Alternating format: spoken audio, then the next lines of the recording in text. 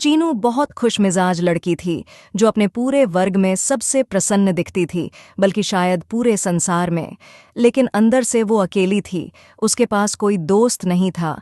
उसकी इस खुशी के पीछे एक दुखद सच्चाई थी। कोई भी उसके साथ खेलना नहीं चाहता था, क्योंकि उसके सिर के ऊपर हमेशा कचरे का एक बड़ा, गंदा बादल मंडराता रहता था, क्योंकि सुबह न वह ब्रश करती थी और ना ही नहाती थी। उस बादल में बासी नारंगी के छिलके, टूटे खिलौने, बिस्कुट के खाली पैकेट, पेंसिल के छिलके, मुड़ी-टुड़ी प्लास्टिक की बोतलें और रंग-बिरंगे प्लास्टिक के थैले थे, जो उसे घेर कर घूमते रहते थे। उस बदबू भरे बादल पर मक्खियां भिन-भिनाती थीं, और जब भी वो खेलने की कोशिश करती, उस बादल की वजह से कोई भी उसे छुपने में मदद नहीं करता, जैसे कि बादल उसकी हर कोशिश का मजाक उड़ा रहा हो।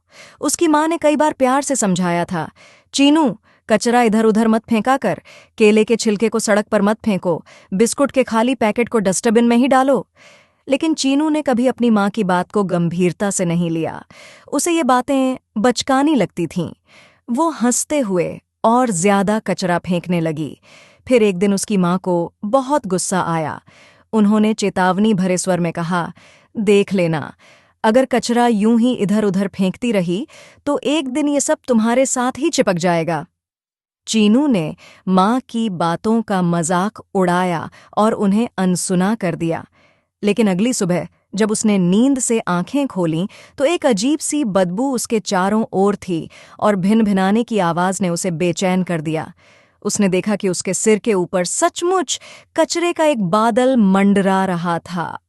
माँ की चेतावनी सच साबित हो गई थी। हताश होकर चीनू ने उस बादल को हटाने की बहुत कोशिश की। उसने झाड़ू उठाई और उसे नीचे गिराने का प्रयास किया, लेकिन कचरे का बादल टस से मस नहीं हुआ। फिर एक दिन उसने अपने दोस्त बॉबी को केले का छिलका सड़क पर फेंकते देखा। इस बार उसने पहले की तरह अनदेखा नहीं किया। उसने गुस्से से कहा, तुम्हें शर्म नहीं आती? कोई इस पर फिसल कर गिर सकता है। बॉबी ने चीनू के सिर के ऊपर मंडराते कचरे के बादल को देखा और डर से छिलका उठाकर डस्टबिन में डाल दिया। अगले दिन चीनू ने पाया कि उसके कचरे का बादल थोड़ा छोटा हो गया था। ये देखकर उसे बहुत राहत मिली। उसे यकीन नहीं हुआ कि वो ऐसा कर सकती है। धीरे धीरे चीनू ने यह समझ लिया कि अगर वह दूसरों को भी स्वच्छता का महत्व समझाएगी और खुद भी कचरा सही जगह पर फेंकेगी, तो शायद ये गंदा बादल उसके सिर से हमेशा के लिए हट जाएगा। अब जब भी वो किसी को सड़क पर या कहीं भी कचरा फेंकते देखती, वो प्यार से समझाती और खुद भी जगह जगह बिखरे कचरे को उठाकर डस्टबिन में डाल देती। कुछ ही दिनों में चीनू का गांव साफ सुथरा और सुंदर दिखने लगा, और उसके सिर का कचरे का बादल पूरी तरह से गायब हो गया। इस अनुभव ने चीनू को भीतर तक बदल दिया। अब वो न सिर्फ खुद साफ सफाई का ध्यान रखती थी, बल्कि दूसरों को भी स्वच्छता के लिए प्रेरित करती थी।